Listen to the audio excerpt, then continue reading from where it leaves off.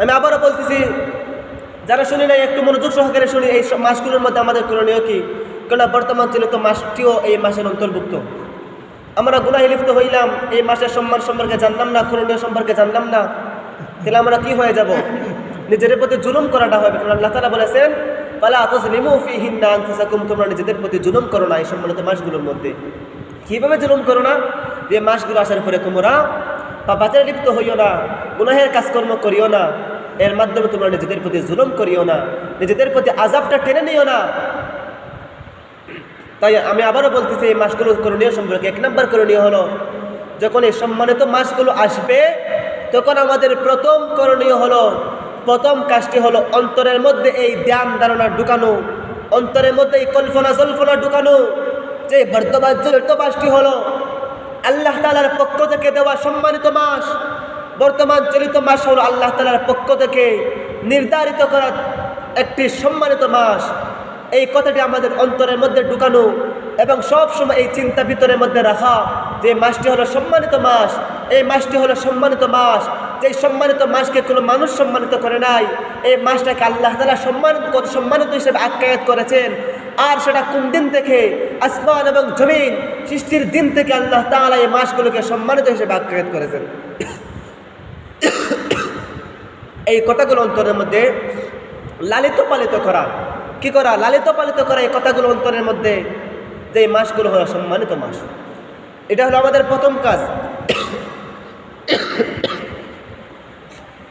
তারপরে আমাদের দ্বিতীয় কাজ হলো, অন্যান্য সাধারণ মাসগুলোর মধ্যে যেমন আমরা ইবাদত করি, ওই ইবাদতগুলোকে এই সম্মানিত মাস আসার পরে গুরুত্ব সহকারে আদায় করা।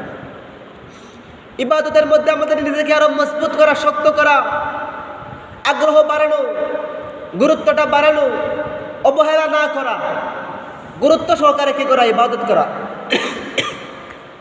এটা হলো আমাদের দ্বিতীয় করণীয়। তৃতীয় করণীয় হলো গুনাহের কাজকর্মগুলো ছেড়ে দেওয়া। কি করা? গুনাহের কাজকর্মগুলো আমাদেরকে ছেড়ে দিতে হবে। আগ্রহের সঙ্গে গুনাহের কাজকর্মগুলো আমাদেরকে ছেড়ে দিতে হবে, পাপাচারগুলো আমাদেরকে ছেড়ে দিতে হবে। অলসতা করা যাবে না। আমাদেরকে আগ্রহের সঙ্গে প্রত্যেকটা গুনাহের কাজকর্ম ছেড়ে দিয়ে অন্তরের মধ্যে ভয় ঢোকানো যে এই মাসটা হলো আল্লাহ তাআলার পক্ষ থেকে সম্মানিত একটি মাস। এই মাসের মধ্যে আমি গুনাহ করলে, পাপাচারে লিপ্ত হলে নিজের প্রতি জুলুম করা হবে। আর আল্লাহ তাআলা বলেছেন, ফালা তাজলিমু ফীহিন্না আনফুসাকুম, তোমরা নিজেদের প্রতি জুলুম করো না এই সম্মানিত মাসগুলোর মধ্যে। 4 নম্বর করণীয় হলো, এই মাসগুলোর মধ্যে যুদ্ধ বিগ্রহ না করা। এই মাসগুলোর মধ্যে যুদ্ধ বিগ্রহ না করা, এটি হলো 4 নম্বর কাজ। 4 নম্বর করণীয় হতে যুদ্ধ না করা। কেননা এই মাসগুলো আল্লাহ তাআলা সম্মানিত করে দিয়েছেন। আর এই মাসগুলো যেহেতু আল্লাহ তাআলার পক্ষ থেকে সম্মানিত করে দেওয়া হয়েছে, এই মাসের সম্মানার্থে এই মাসগুলোর মধ্যে যুদ্ধ করা আল্লাহ তাআলা নিষিদ্ধ করে দিয়েছেন। আল্লাহ তাআলা এই মাসের সম্মানার্থে এই মাসগুলোর মধ্যে যুদ্ধ করা নিষিদ্ধ করে দিয়েছেন। কোন কোন মাস? জিলকদ মাস, জিলহজ মাস, মুহররম মাস। এই মাস 3টি মাস হলো ধারাবাহিক মাস। আর আরেকটি মাস হলো রজব মাস, যে মাসটি হলো রমজান মাসের আগের মাস। রজব মাস, জিলকদ মাস, জিলহজ মাস এবং মুহররম মাস। এই 4টি মাসকে আল্লাহ তাআলা আসমান এবং জমিন সৃষ্টির দিন থেকে সম্মানিত করে দিয়েছেন।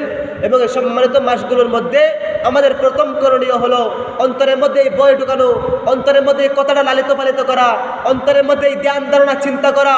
এই মাসটি হলো সম্মানিত মাস, এই মাসটি হলো মর্যাদাশীল মাস। আর এই মাসকে সম্মানিত মর্যাদাশীল আল্লাহ তাআলাই আখ্যায়িত করেছেন, কোরআনের মধ্যে ঘোষণা দিয়েছেন। আল্লাহ তাআলার পক্ষ থেকে এই মাসগুলোকে সম্মানিত করে দেওয়া হয়েছে। এবং 2 নম্বর আমাদের করণীয় হলো এই মাসগুলোর মধ্যে আমাদের ইবাদতের গুরুত্ব বাড়িয়ে দেওয়া। অন্যান্য মাসগুলোর মধ্যে আমরা যেমন ইবাদত করি, ওই ইবাদতটাকেই এই মাসের মধ্যে আরো গুরুত্ব সহকারে আদায় করা। এবং 3 নম্বর কাজ হলো গুনাহের কাজকর্ম ছেড়ে দেওয়া, নিজের প্রতি জুলুম না করা, গুনাহের কাজকর্ম থেকে নিজেকে বাঁচানো, আগ্রহের সঙ্গে গুনাহের কাজকর্মগুলোকে ছেড়ে দেওয়া। এবং 4র্থ কাজকর্ম হলো যুদ্ধ বিগ্রহ না করা। এখন যুদ্ধ বিগ্রহ দ্বারা আমাদের উদ্দেশ্য হলো, সাধারণ মানুষের উদ্দেশ্য হলো, যেহেতু আমরা সবাই সৈনিক নই, তাই আমাদের যুদ্ধ বিগ্রহ দ্বারা উদ্দেশ্য হলো, সাধারণ মানুষের ক্ষেত্রে উদ্দেশ্য হলো যে ঝগড়া ফাসাদ, মারামারি, খুন খারাপি, মাটার, এইরকম হাঙ্গামা টাঙ্গামা, রক্তারক্তিক্ত করা, এরকম যে ছোটোখাটো যুদ্ধ বিগ্রহ রয়েছে, এইগুলো থেকে নিজেকে বাঁচানো, নিয়ন্ত্রণ করা, এই 4টি মাসের মধ্যে এইগুলো থেকে বাঁচাটাই হলো আমাদের কর্তব্য। এটা আল্লাহ তাআলার বিধান। আমাদেরকে কি করতে হবে? বাঁচতে হবে। আল্লাহ তাআলা আমাদের প্রত্যেকে 4টি মাসকে, এই সম্মানিত 4টি মাসকে পরিপূর্ণ সম্মানের সঙ্গে আদায়ের তৌফিক দিতা, এই মাসের সম্মান বুঝে আমাদেরকে চলার তৌফিক দিতা। এই মাসগুলো খুবই সম্মানিত মাস, যেগুলো আল্লাহ তাআলার পক্ষ থেকেই ঘোষণা করে দেওয়া হয়েছে।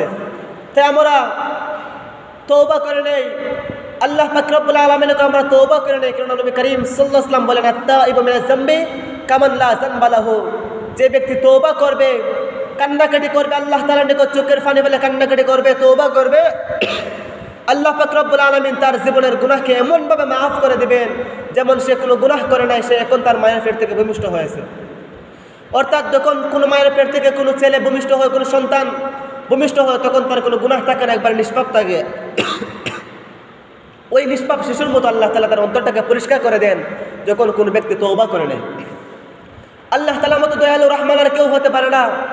তাই আমরা যদি আমাদের পিছনের গুনাহের প্রতি লজ্জিত হইয়া কি করে তওবা করে নেই, আল্লাহ তাআলা আমাদেরকে তার রহমতের ছায়ার নিচে আমাদেরকে আশ্রয় দিবেন, আমাদের প্রতি রহম করবেন, করুণার দৃষ্টিতে তাকাবেন, আমাদের জিন্দগির সমস্ত গুনাহ খাতা মাফ করে দেবেন, আমাদের জন্য বেহেশতের রাস্তা সহজ করে দেবেন, শরীয়তের উপর চলার রাস্তা আমাদের জন্য সহজ করে দেবেন। কিন্তু আমাদের চাইতে হবে, মানতে হবে, আমাদের কি করতে হবে? আগ্রহ থাকতে হবে, চলতে হবে, বাধ্য হয়ে চলতে হবে। এবং আমাদের কি করা উচিত? বেশি বেশি জিকির আজকার করা উচিত, বেশি বেশি আল্লাহ পাকের নাম স্মরণ করা উচিত।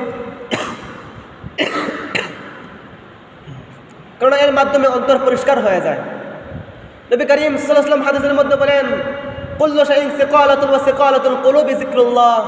প্রত্যেক জিনিসের ময়লা দূর করার জন্য আরেকটা জিনিসের প্রয়োজন হয়, ঠিক তেমনিভাবে অন্তরের ময়লা দূর করার জন্য বেশি বেশি জিকির আজকারের প্রয়োজন। অর্থাৎ যে যত বেশি জিকির আজকার করবে, যে যত বেশি আল্লাহ তাআলার নাম স্মরণ করবে, তার অন্তর তত বেশি পরিষ্কার হবে। আল্লাহ তাআলা তার অন্তরের ময়লা তত বেশি পরিষ্কার করে দিবেন। অন্তরের ময়লা দ্বারা উদ্দেশ্য হলো, আমরা যে পাপাচারে লিপ্ত হই, আমরা যে গুনাহ করি, আমাদের প্রত্যেকটা গুনাহের কারণে অন্তরের মধ্যে একটি কালো দাগ পড়ে যায়। এরকম গুনাহ করতে করতে অন্তরের মধ্যে কালো দাগ পড়তে পড়তে একসময় অন্তরটা একটি কালো পাথরের মতো কালো হয়ে যায়। এবং অন্তরের মধ্যে এই কালো যে ময়লাটি রয়েছে, এই অন্তরকে কালো থেকে সাদা করতে হলে, এই অন্তরকে পাক সাফ করতে হলে, পরিষ্কার পরিচ্ছন্ন করতে হলে আমাদের কি করতে হবে? বেশি বেশি জিকির আজকার করতে হবে। তাই আমার অনুরোধ যে আমরা এই মাসগুলোর মধ্যে বেশি বেশি জিকির আজকার করি, তাওবা ইস্তেগফার করি, এবং যে 4টি বিষয় বললাম, 1 নম্বর হলো অন্তরের মধ্যে লালিত পালিত করে এই মাসটি হলো আল্লাহ তাআলার পক্ষ থেকে সম্মানিত মাস। 2 নম্বরের বিষয়